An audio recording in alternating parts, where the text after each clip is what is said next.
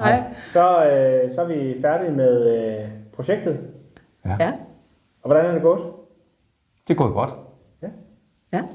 Vi har været igennem et langt forløb, men samtidig også et forløb, hvor det har været dejligt afslappende og en naturlig ting.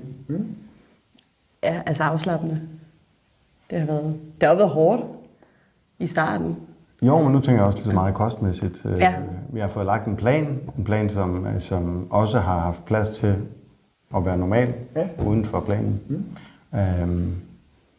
Og dermed så føler man ikke, når man træder ud af det, at vi sådan, nu skal vi bare tilbage og kaste os over alt det der, som vi ikke har fået, for det har vi fået igennem hele forløbet. Så egentlig gjort det, I plejer, bare mindre. Ja. Altså jeg vil sige, vi holdt os jo meget til kostplanen i starten, men det var også lige så meget for ligesom at korrigere ind til den mængde, man egentlig har behov for af mad, og måske være bedre til at tænke flere måltider ind i løbet af dagen. Der har vi været rigtig dårlige til begge to. Grønt, frugt, måske hvis man har lyst til det søde, jamen, så måske erstatte det med en banan. Og så har vi jo sådan langsomt fået inkorporeret vores almindelige hverdag, som jo også omhandler knor lasagne og også det der at skulle, altså når man socialiserer sig, kan man nu godt sige, har vi jo også stadigvæk haft plads til.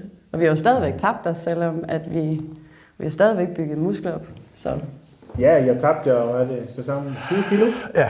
Det er jo fantastisk. Det er dejligt. Det er jo virkelig flot. Ja. Hvad med træningen, hvis vi sådan lige kort skulle have den med?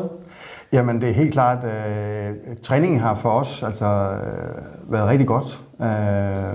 Det har været fedt og haft en man skulle møde ind til. Det har til gengæld også været rigtig godt, at vi har trænet sammen. En fælles ting, man kan lave som par, har faktisk været super, super fint. Det har været en god motivationsfaktor, det der med, hvis vi skal ud af døren, og man måske ikke altid lige har været motiveret, så sige, skal vi tage op og træne?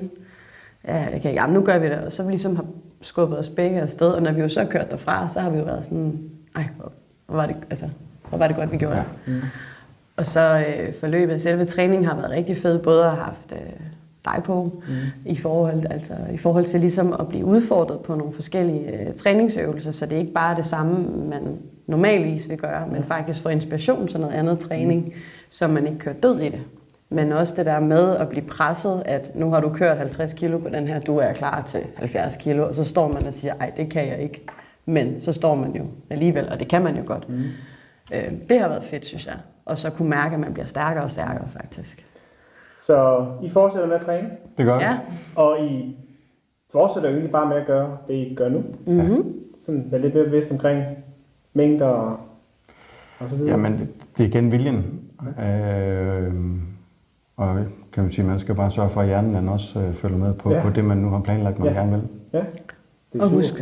Og husk på, hvor godt det føles bagefter, selvom man måske ikke gider, når man cykler derop, men så er det jo en mega fed følelse. Ja, husk på følelsen bagefter. Ja. Det er en god ting. Jamen, det har været fantastisk at have jeres forløb. Så ja, tak. Tak.